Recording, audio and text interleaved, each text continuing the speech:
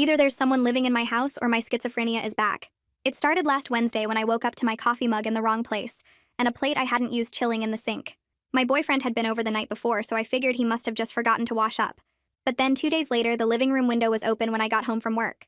I'd closed it that morning and specifically remembered struggling with it, so I was freaked out. I called my landlord immediately, asking if he'd been by, but he said no. All my doors were locked, however, and everything was still in place. I have a schizoaffective disorder, but I've been symptom-free thanks to meds for a long time. So the idea that I could be losing it was really freaking me out. My boyfriend said I was stressed and forgetting things, and I thought maybe he was right. But then the noises started. I started hearing scratching sounds in the walls at night that sounded like something was trying to get through. An exterminator came out and said it was probably mice, but the sounds just got louder and more deliberate. I started hearing what sounded like footsteps above my bedroom around 3 a.m. every night. A handyman checked the attic but didn't find anything unusual. That night, I woke up to someone breathing in my room, heavy and labored. I lay there frozen before I worked up the courage to turn on the light. The room was empty, but my closet door was hanging wide open, even though I'd closed it before bed. I called the police and 2 cops searched everywhere but didn't find anything. One of them suggested I might be having anxiety-related episodes, and that old buildings made all kinds of sounds at night. So I booked an emergency appointment with my psych who adjusted my meds, and I hoped to God that would be the end of it. But then food started disappearing too. Leftovers I'd been planning to eat just vanished, and raw chicken disappeared from my freezer overnight. I set up my phone to record the kitchen, but when I checked the footage, there was a 3-hour gap where the screen just went black. My boyfriend broke up with me after I showed him the video. He said I needed professional help. My mom called after he told her everything and suggested I talk to my doctor about anxiety medication. The breathing came back every single night, closer each time. One night, I woke up to someone touching my hair and running their fingers through it. I turned on the light and nobody was there. But when I looked in the mirror, I had a long scratch down my neck that hadn't been there before. I stopped sleeping and would just sit up in bed with all the lights on and a knife in my hand. I'd still hear movement in my hallway. One night, the door handle shook, like someone was trying to open it but wasn't strong enough. My landlord called and said other tenants were complaining about me calling the police all the time. He said if it kept happening, he'd have to ask me to leave. I promised I'd go back to my doctor, but I didn't want someone to tell me I was crazy anymore. I knew what I was hearing. I bought security cameras and set them up in every room. I watched the footage obsessively, but nothing showed up except me walking around alone. Every night, I'd still hear the breathing and footsteps, and every morning I'd wake up with new scratches. My clothes started showing up in strange places. A shirt balled up under my couch, underwear stuffed in a kitchen cabinet, socks folded on top of the refrigerator. The scratching sounds in the walls got louder and more frantic. I called a contractor who cut a hole in my drywall and said there was nothing there except normal wall studs. When I kept insisting something was in there, he looked at me like I was crazy. That night, I heard the breathing right outside my bedroom door. I could see a shadow blocking the light from under the door, and it stayed there for over an hour. I checked the camera footage the next morning and there was nothing there. Just an empty hallway all night. The crawl space under my apartment was the only place I hadn't checked. I found the access panel and squeezed through with a flashlight. In the far corner, I found a pile of my clothes arranged like a nest. There were photos scattered around showing me sleeping and showering, and when I shined my flashlight up, I could see deep scratch marks in the wood right under where my bed sat. Right then, I heard a soft creaking sound from the hallway. A section of the wall was opening, and I could see a panel I'd never noticed before being pushed out about an inch from the inside. I watched as it slowly started to close. I ran over and pressed both hands against the wall as hard as I could, but it felt completely solid and I couldn't find any seam or edge. I knocked on it and the sound was hollow. There was a space behind my wall big enough for someone to move around in. I scrambled out of the crawl space and ran to my bedroom to grab my phone. My hands shook so bad I dropped it twice before I could dial 911. The operator answered and I tried to explain what I found, but my words came out jumbled and panicked. She asked if I was in immediate danger, and I said I didn't know, because someone had been living in my walls. She told me to leave the apartment and wait outside while she sent officers. I grabbed my keys and purse and stood in the hallway outside my door, pressing my back against the wall opposite my apartment. Every sound made me jump. I kept staring at my door expecting it to open from the inside. 20 minutes felt like hours before I heard sirens. 2 uniformed officers came up the stairs first and asked me to describe what I found. I showed them photos on my phone of the nest and pictures and scratch marks. One officer called for a detective while the other asked me to wait in the stairwell. Detective Thorne arrived about 20 minutes later wearing jeans and a blazer like she'd been off duty.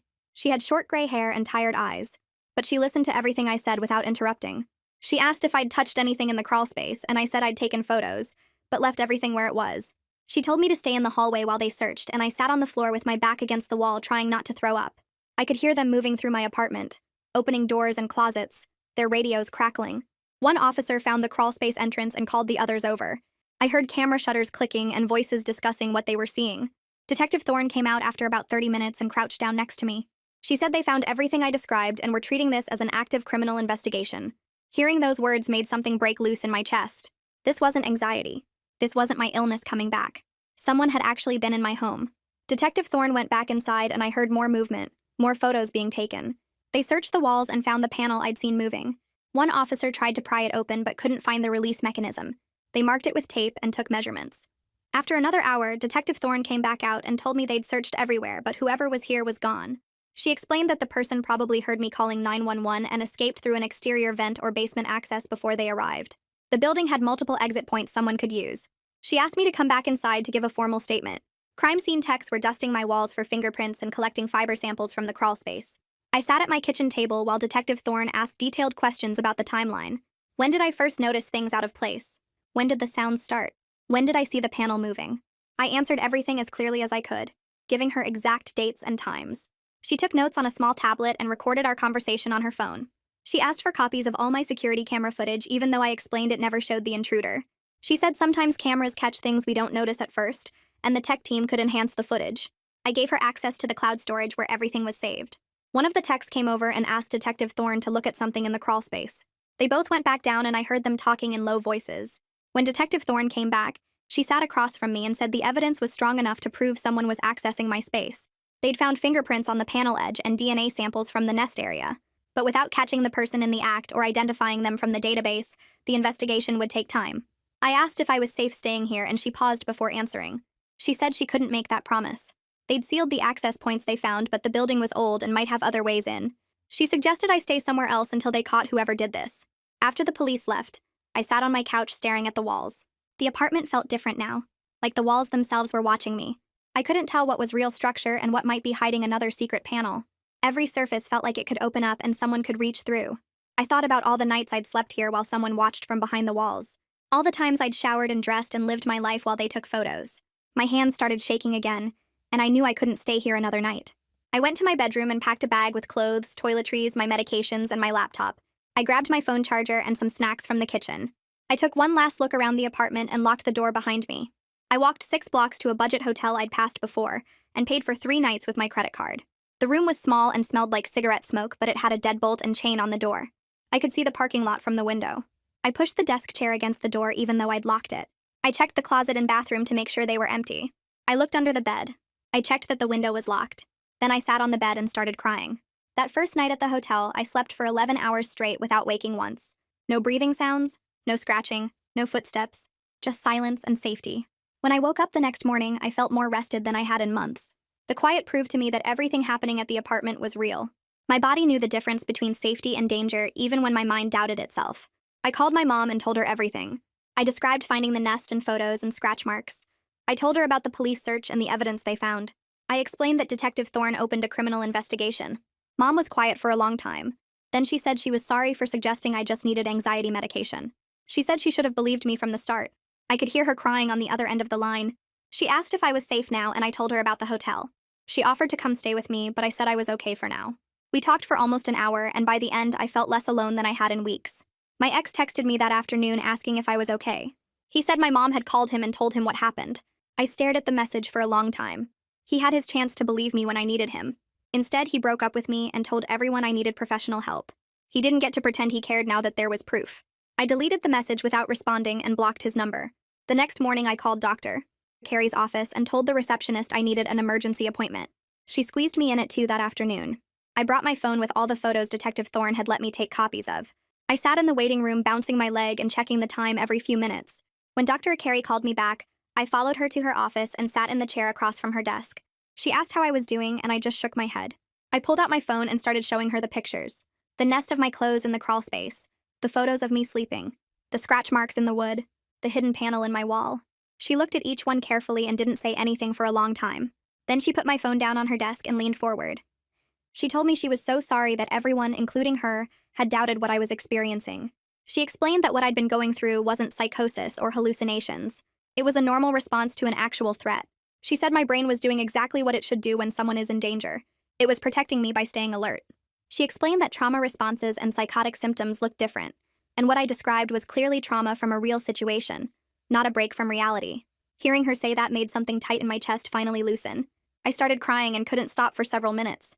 She handed me tissues and waited. When I could talk again, I told her I'd been so scared that I was losing my mind. She said my perceptions were accurate all along and I should trust myself. We talked for almost an hour about safety planning and coping strategies. She adjusted my anxiety medication but said my other meds were working fine. Before I left, she told me to call her anytime if I needed support during the investigation. I walked out of her office feeling lighter than I had in months. Someone finally believed me completely. My phone rang while I was driving back to the hotel. It was Detective Thorne. I pulled over into a parking lot to answer. She said they'd lifted a partial fingerprint from the edge of the panel in my wall. The crime scene techs had sent it to the database for analysis. I asked how long that would take, and she said it depends. If the person has a prior arrest record and their prints are in the system, they might get a match within days. But if the person has never been arrested, the database won't have anything to compare it to. She warned me not to get my hopes up too high because partial prints are harder to match than full ones. I thanked her for the update and she said she'd call as soon as she heard anything.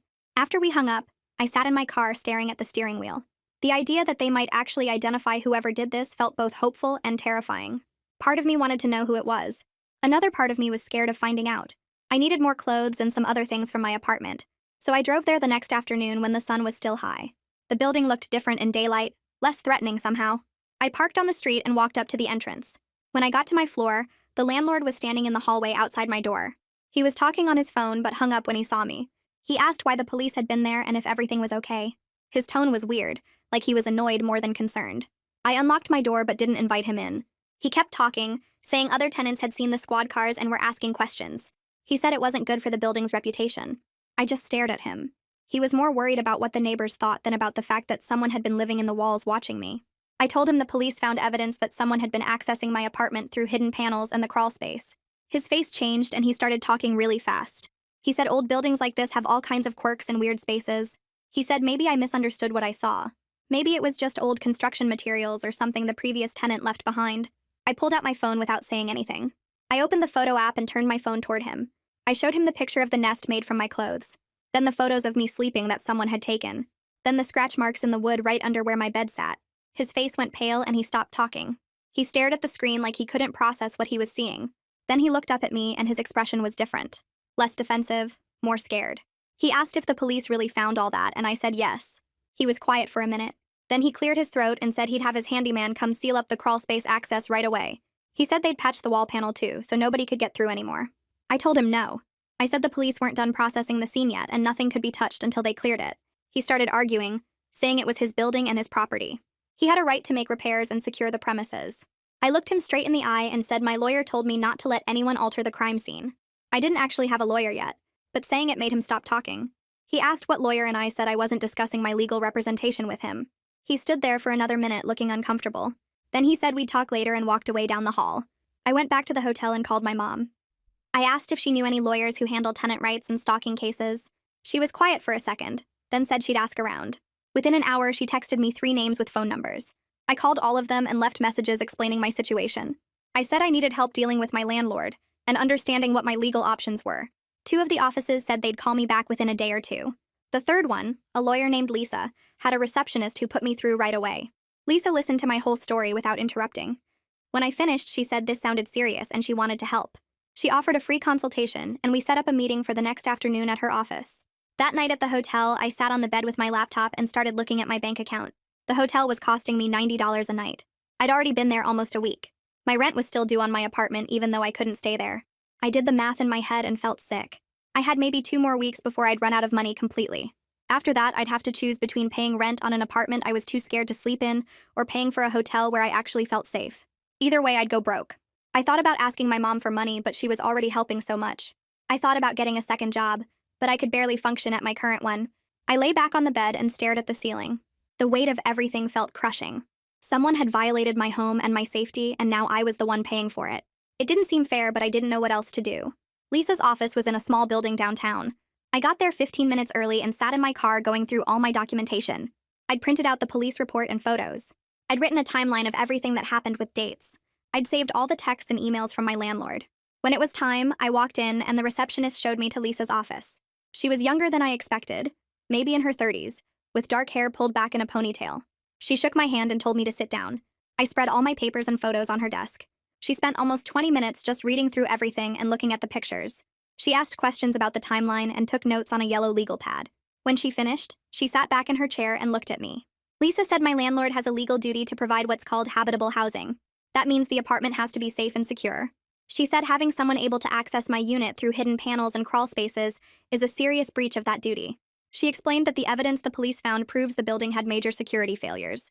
She said based on everything I'd shown her, I had strong grounds to break my lease without any penalty.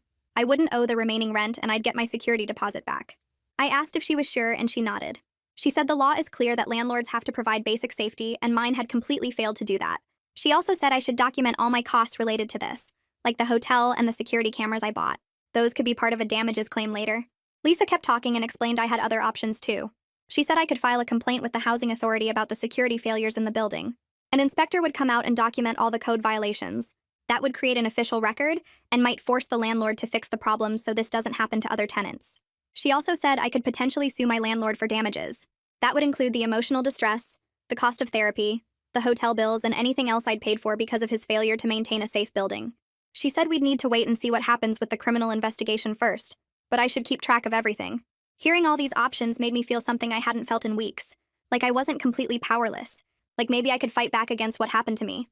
I asked Lisa what the next steps were, and she said first we'd send my landlord a letter terminating my lease, then we'd file the housing authority complaint. After that, we'd see how he responds, and whether we need to take further legal action. I thanked her, and we set up another meeting for the following week. When I left her office, I felt more in control than I had since this whole nightmare started. I decided to start with the housing authority complaint since it was free and would create an official record of everything. Lisa pulled up the form on her computer, and we went through it section by section. I gave her all the dates I could remember. The first weird thing with the coffee mug, the open window, the breathing sounds, the scratching in the walls, the photos in the crawl space, the moving panel. She typed everything while I talked and added details from the police report. The form asked about safety issues and code violations. Lisa wrote about the hidden access points and the crawl space that let someone move between units. She included the scratch marks under my bed and the nest made from my clothes. When we finished, she read it back to me and asked if anything was wrong or missing. It sounded complete, so we submitted it electronically right there in her office. The confirmation email came through 2 minutes later with a case number. Lisa printed it out and put it in a folder with my name on it. She said the housing authority usually responds within a week to schedule an inspection. I thanked her again and drove back to the hotel feeling like I'd actually done something useful instead of just being scared. The next morning, Detective Thorne called while I was getting ready for work. She said they wanted to do a bigger search of the building, especially the basement and service areas. The problem was they needed either the landlord's permission or a warrant. She was working on the warrant application, but it required showing probable cause that evidence of a crime was in those specific areas. I asked what that meant, and she explained they had to prove to a judge that there was good reason to believe they'd find something criminal down there.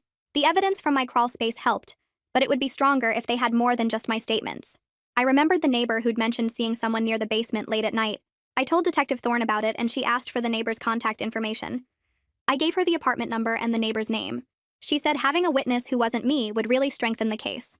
Someone else seeing suspicious activity proved this wasn't just about my apartment. It showed a pattern of someone accessing the building in ways they shouldn't. That night at the hotel, I couldn't sleep even though I was exhausted. I opened my laptop and started making a detailed timeline of everything. I put in dates and times for every incident I could remember. The coffee mug on Wednesday morning. Requested Reds is on Spotify now. Check out link in the description or comments. The window on Friday afternoon. The first night of scratching sounds. The breathing that started a week later. The food disappearing. My boyfriend breaking up with me. Finding the crawl space. I wrote descriptions of what happened and how I felt. I included who I called and what they said. The police visits, the exterminator, the handyman, the contractor. I saved copies of all the texts from my landlord. I downloaded the security camera files even though they didn't show anything. If this went to court or I needed to prove my case to the housing authority, I wanted records that showed I wasn't making things up. I wanted to show I was organized and credible and keeping track of facts. 3 days later, the housing authority sent an inspector to my apartment. His name was Elliot Hunt, and he showed up right on time with a tablet and a big camera. He spent 2 hours going through everything. He measured the crawl space opening and took photos from every angle. He tested the wall panel where I'd seen it moving and took more pictures. He crawled into the crawl space himself with a flashlight and stayed down there for almost 20 minutes. When he came back up, his clothes were dirty and he was making notes on his tablet. He checked the basement door and the laundry room. He looked at the vents and the utility closets. He measured distances between walls and compared them to the building layout. The whole time he kept taking photos and writing things down. When Elliot was almost done, he told me something off the record. He said in 15 years of inspections, he'd never seen anything like this. The building layout created multiple access points between units that weren't secured properly. There were gaps in the walls where service chases ran. The crawl space had openings that should have been sealed. The basement had doors that should have been locked but weren't. He said it violated current safety codes in several ways. He couldn't promise what the housing authority would do with his report, but he was going to document every violation he found. His tone made it clear he thought this was serious. I asked if other tenants were at risk, and he said based on what he was seeing, yes. Anyone on the ground floor could potentially be accessed the same way I was. My landlord called me that afternoon and he was angry. Really angry. He said I was trying to destroy his business over what he called a misunderstanding. He said the housing authority inspector had been there for hours and was taking pictures of everything. He said other tenants were asking questions and getting worried. He accused me of making a big deal out of nothing and said if I kept this up, he'd sue me for defamation. His voice got louder as he talked, and I could tell he was more worried about his reputation than about what happened to me. He said I was costing him money and causing problems, and he wanted me to call off the investigation. And I didn't say much because I was too shocked by how mad he was. When he finally stopped talking, I told him I had to go and hung up. My hands were shaking, so I opened the voice recorder app on my phone and played back the call. I'd started recording halfway through without really thinking about it. I had about 3 minutes of him yelling and threatening to sue me. I sent the audio file to Lisa right away with a message explaining what happened. She emailed back within an hour. She said his threats were legally baseless and actually helped my case. She was drafting a cease and desist letter, telling him to only contact me through her office from now on. She said his behavior showed he was more interested in protecting himself than fixing the safety problems. That made him look bad if this ever went to court. 2 days later, Detective Thorne called with good news. The judge approved her warrant and they were scheduling a full building search for the following Tuesday. She asked if I was willing to be there to identify any of my belongings they might find. I said yes, even though the thought of going back to that building made my stomach hurt. She said I didn't have to go inside or see anything disturbing. I could wait outside and they'd bring things out for me to look at if needed. I agreed because I wanted to help, and because I wanted to see them find proof that I wasn't crazy. The day before the search, I called in sick to work. I hadn't been sleeping well even at the hotel, and I was making mistakes at my job. I'd sent an email to the wrong client and forgotten about a meeting. My supervisor was understanding when I called, but she mentioned I'd missed several days recently. She said we should talk about whether I needed to take formal leave. I told her I'd think about it and we'd talk after things settled down. I spent the rest of the day in my hotel room trying to rest, but mostly just staring at the ceiling and thinking about what the police might find on Tuesday. That night, I took the medication and lay in the hotel bed staring at the ceiling until almost 3 in the morning. Every time I closed my eyes, I saw more photos of myself that might be hidden somewhere in those walls. I kept imagining cameras tucked into vents or behind light fixtures, recording everything I did for months. The medication was supposed to help me sleep, but my brain wouldn't shut off. I finally dozed off around 4 and woke up at 6 feeling like I'd been hit by a truck. I showered and got dressed in clothes that felt wrong no matter what I picked.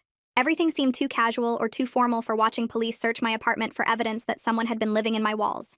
I left the hotel at 6:30 and drove to my building even though I was way too early. I sat in my car in the parking lot watching the sun come up and trying not to throw up. Detective Thorne pulled up at exactly 7 with 3 squad cars behind her. I got out and walked over as she was talking to the other officers. She saw me and nodded. The landlord's truck was already there and he was standing by the entrance with his arms crossed. He looked at me for maybe half a second before looking away. His face was red and his jaw was clenched tight. Detective Thorne walked over to him first, and they talked in low voices while I stood by my car. I could see him shaking his head and pointing at the building. She said something back and he threw his hands up but pulled out his keys. The officers started unloading equipment from their cars. 2 of them had cameras and evidence bags. Another one had a big toolbox. Detective Thorne came over to me and asked if I was okay to be here. I said yes, even though I wasn't sure that was true. She told me they'd start in the basement and work their way up. She said I should wait outside unless they needed me to identify something. I nodded and stayed by my car while they all went inside. The search took forever. I sat in my car for the first hour, but then I couldn't sit still anymore, so I walked around the parking lot. Other tenants started leaving for work, and some of them stared at all the police cars. One woman I recognized from the second floor asked what was happening. I told her the police were investigating a break-in. She looked worried and hurried to her car. Around 9:30, Detective Thorne came out and asked me to come inside. My legs felt shaky walking through the entrance. She led me down to the basement and the door to the laundry room was propped open. I could see officers inside taking pictures of something behind the water heater. She walked me over and pointed to a sleeping bag wadded up in the corner behind the big metal tank. Next to it were empty food containers and plastic water bottles. A backpack was sitting on top of the sleeping bag. Everything was covered in dust like it had been there a while. One of the officers was putting the food containers into evidence bags. Detective Thorne asked if I recognized any of it, and I said no. She nodded and said they were bagging everything for prints and DNA. We went back upstairs and she showed me the access points they'd found. There was a panel in the hallway wall that looked like regular drywall, but it lifted right out. Behind it was a gap about 2 feet wide that ran along the whole building. She shined her flashlight in, and I could see where the space connected to vent openings. In my apartment, they found 2 more removable panels I'd never noticed. One was behind my bookshelf and another was in the bathroom ceiling. The officer taking pictures said the panels were cut professionally and put back, so carefully you'd never spot them unless you knew what to look for.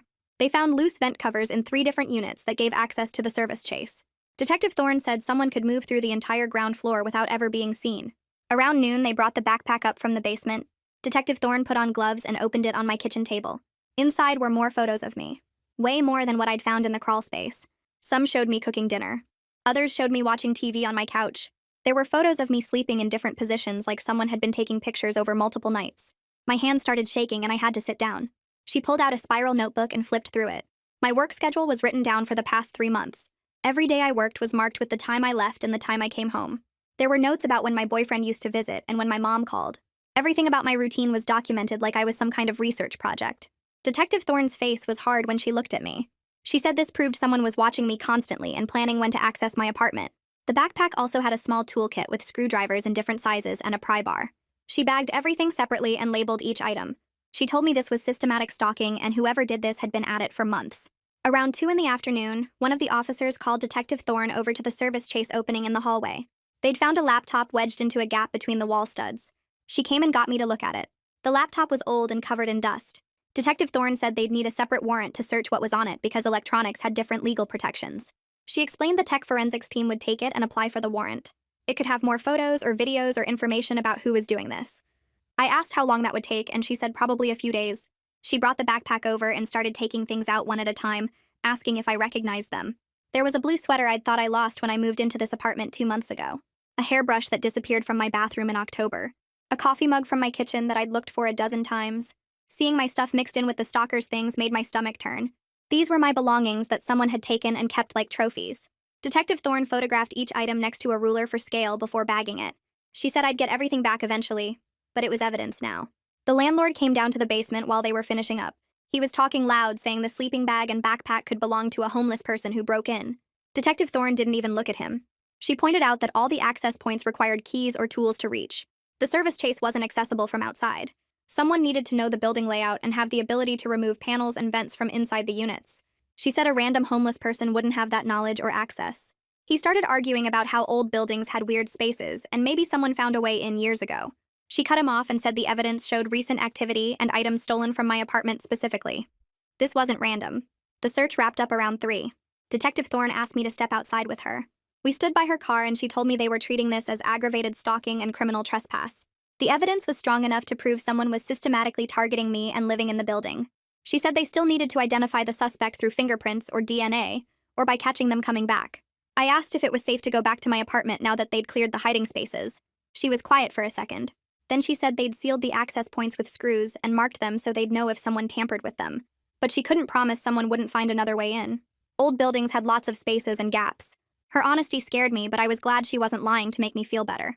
I told her I was staying at the hotel anyway. She said that was smart. 3 days later, I got a letter from the housing authority. They'd inspected my building after Elliot's report and found multiple code violations. The service chase wasn't properly sealed. The basement had unsecured access points. Several vent covers weren't installed to code.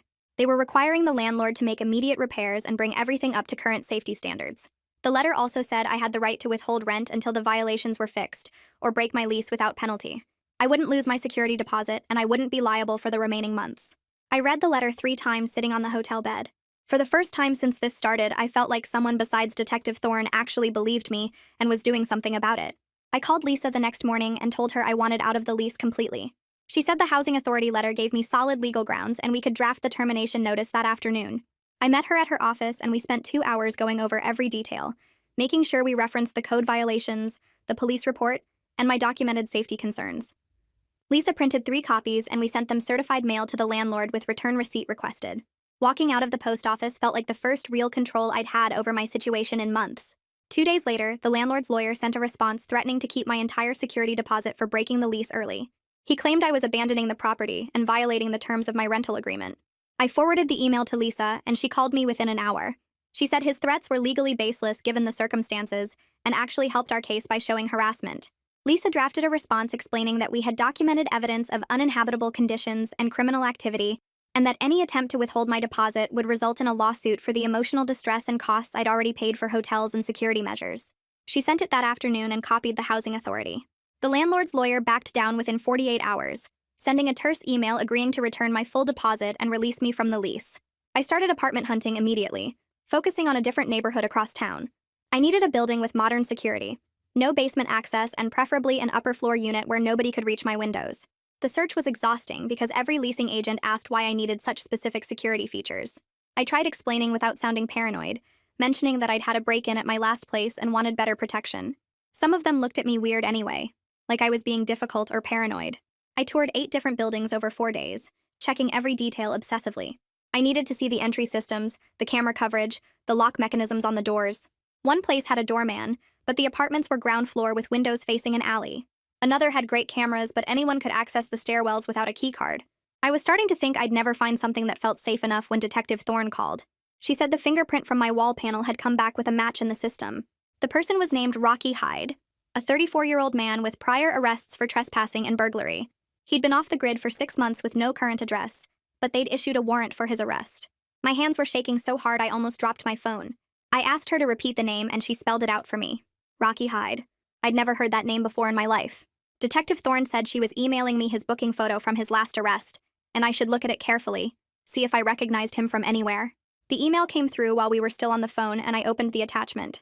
The photo showed a thin man with hollow eyes and patchy facial hair, staring at the camera with a blank expression.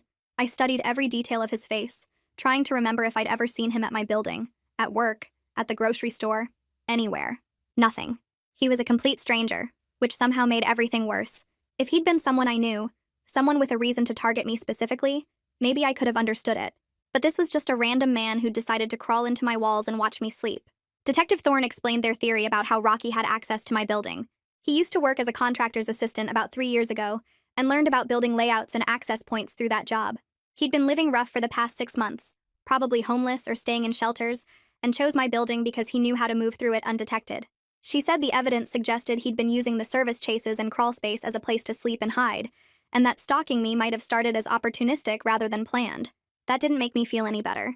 She warned me that finding Rocky could take time since he was transient and knew how to avoid police. He wasn't using shelters under his real name and didn't have any known associates or family in the area. She suggested I consider filing for a protective order once they located him, and in the meantime, I should stay vigilant about my surroundings. If I saw anyone matching his description, I should call 911 immediately and not approach him. I thanked her and hung up, then stared at Rocky's photo for another 20 minutes. I saved it to my phone so I could check it whenever I saw someone who might be him. The next day, I found a new apartment in a building that checked every box on my list. 5th floor unit, doorman at the entrance 24 hours a day, cameras in all common areas, and keycard access required for the elevators and stairwells. The rent was $200 more per month than my old place, but my mom offered to help with the deposit when I called her. She said my safety was worth any cost, and she'd rather help me pay for a secure apartment than worry about me every night. I signed the lease that afternoon and got keys for a move-in date 2 weeks out. Moving day was bittersweet in a way I hadn't expected. I was relieved to leave the old apartment and never look back, but I was also angry that I was forced out of my home because someone had violated my space so completely. This wasn't my choice. I'd liked that apartment before everything happened. It had good light and was close to work, and the rent was affordable. Now I was paying more money to live farther away, all because some man decided to crawl into my walls. I hired professional movers instead of asking friends for help because I didn't want to explain why I was moving, so suddenly or field questions about what had happened.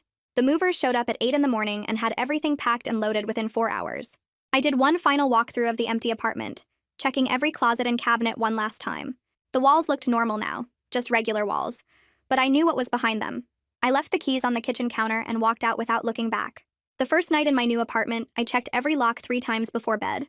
I pushed my dresser against the door even though I was on the 5th floor and nobody could reach my windows without a ladder. I got up twice during the night to verify the locks again and check that the dresser hadn't moved.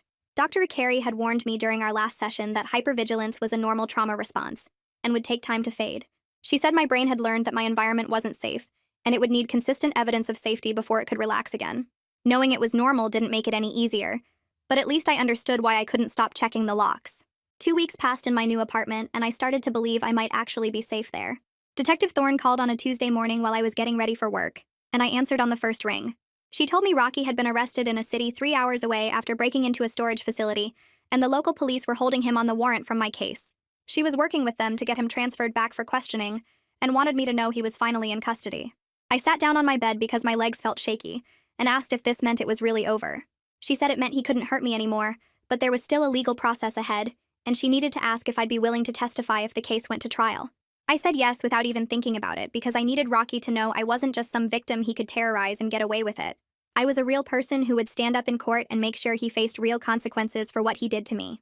Detective Thorne said she'd keep me updated on the transfer and court dates, and I thanked her before hanging up. I called in late to work and sat there staring at my phone for 20 minutes trying to process that they'd actually caught him. A week later, Detective Thorne called again to say Rocky's public defender wanted to know if I'd meet with them for a victim impact statement. The idea of being in the same room as him made my stomach hurt, so I told her I needed to think about it. I scheduled an emergency session with Dr. Carey that afternoon and explained what the defender was asking. She listened carefully and then asked how I felt about seeing Rocky in person, and I admitted I wasn't ready for that at all. She said I didn't have to meet with him to give a statement and suggested I could write one instead that would be just as powerful. I decided that's what I'd do because I had things I needed to say about how his actions destroyed my sense of safety, but I couldn't handle being near him yet. I told Detective Thorne my decision the next day, and she said she'd let the defender know. Writing the statement took 3 full days because every time I tried to put words on paper, I'd start crying and have to walk away. I described the fear of waking up to breathing sounds and finding scratches on my body and not knowing if I was losing my mind. I wrote about how my boyfriend left me, and everyone thought I was having a breakdown when I was actually being stalked. I explained the trauma of knowing someone had watched me sleep and shower and lived in my walls for months. Each paragraph felt like reliving the worst parts, and I had to take long breaks to calm down before I could keep writing. When I finally finished, it was 4 pages long, and I read it out loud to myself twice to make sure it said everything I needed it to say. I emailed it to Detective Thorne, and she called an hour later to say it was powerful and would definitely impact the case. The district attorney's office filed formal charges a week after that, and the DA assigned to my case called to walk me through what would happen next. He listed the charges, which were aggravated stalking, criminal trespass, burglary, and invasion of privacy. He explained each one and said they were pursuing the maximum penalties because of Rocky's prior record and how disturbing and long this had gone on. I asked what maximum meant, and he said potentially 15 to 20 years depending on how things went. That number felt huge and real, and I thanked him for taking it seriously. He said my case was one of the worst he'd seen, and they wanted to make sure Rocky served actual prison time, instead of just getting probation.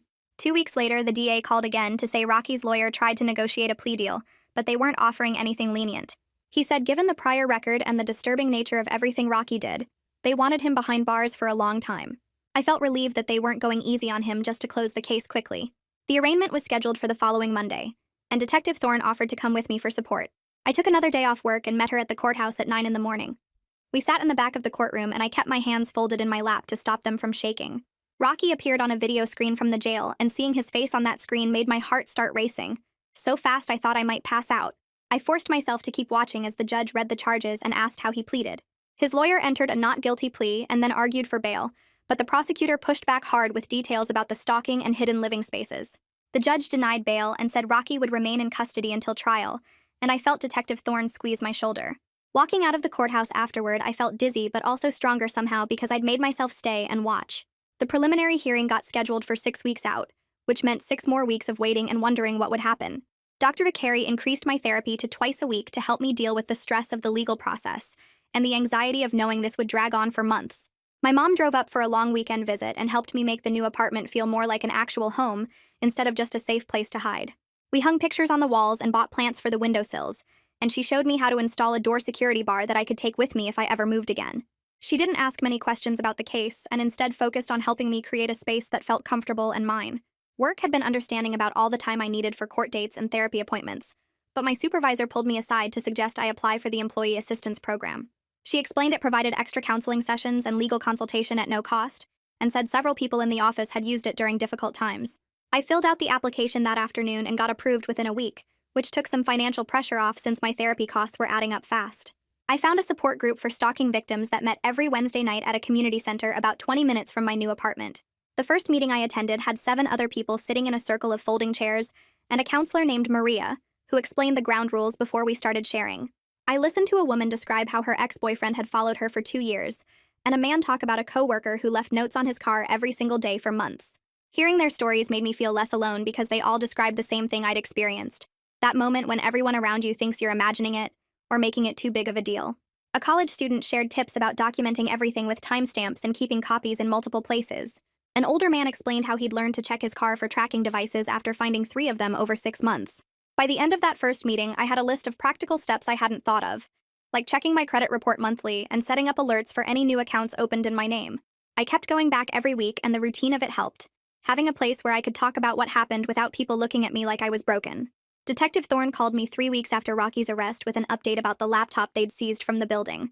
She said the forensic team had finished going through it and found hundreds of photos and videos of me taken over at least 5 months, maybe longer. The files were organized by date in folders on his desktop, and the earliest ones were from last October when I'd first moved into that apartment. She explained that the timestamps proved this wasn't some random thing, that Rocky had specifically chosen me and planned out how to access my space over months. There were videos of me sleeping, showering, getting dressed, cooking dinner, just sitting on my couch watching TV. The detective said some of the footage was taken through vents and others through the gaps around the hidden panels in my walls. She asked if I wanted to see any of it for identification purposes, and I said absolutely not, that knowing it existed was already more than I could handle. The laptop also had searches for my name, my workplace, my social media accounts, and notes about my daily schedule written in a document file. Detective Thorne said this level of planning and documentation would strengthen the case significantly because it showed clear intent and premeditation. The DA called me 2 days later to say they were adding new charges based on the digital evidence. The original charges were aggravated stalking, criminal trespass, and burglary, but now they were adding unlawful surveillance and possession of voyeuristic materials. He explained each charge and what it meant, that the unlawful surveillance covered the videos taken without my knowledge in private spaces, and the voyeuristic materials charge was for keeping and organizing those recordings. Each new charge made me feel 2 different ways at once, validated that the system was finally taking this seriously, and treating it like the violation it was, but also sick, knowing just how much Rocky had watched and recorded. The DA said with the additional charges, Rocky was now facing a potential maximum of 25 years, instead of the 15 we discussed before. He asked how I was holding up, and I told him I was managing, that my therapist was helping me process everything as it came up. He said the arraignment on the new charges would happen in 2 weeks, and I could attend if I wanted, but it wasn't required. Rocky's lawyer reached out through the DA's office one more time, trying to negotiate a plea deal. The offer was that Rocky would plead guilty to reduced charges, just the trespass and 1 count of stalking, in exchange for a recommended sentence of 3 to 5 years. The DA called to get my input before responding, and I didn't even have to think about it.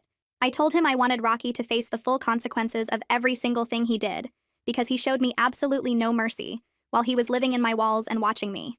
He'd made choices every single day for months to violate my privacy and safety, and I wasn't interested in making things easier for him now. The DA said he appreciated my position, and agreed that the evidence was strong enough that they didn't need to offer any deals. He told me they would reject the offer and proceed toward trial, which was scheduled for 8 weeks out. I met with the prosecutor twice over the next month to prepare for testifying. Her name was Sarah, and she worked for the DA's office handling stalking and harassment cases. The first meeting was in her office, where she explained what trial would be like, and what kinds of questions Rocky's lawyer might ask during cross-examination. She said defense attorneys often try to make victims seem unreliable or suggest they're exaggerating, and in my case, they might bring up my schizoaffective disorder to imply I'd imagine things.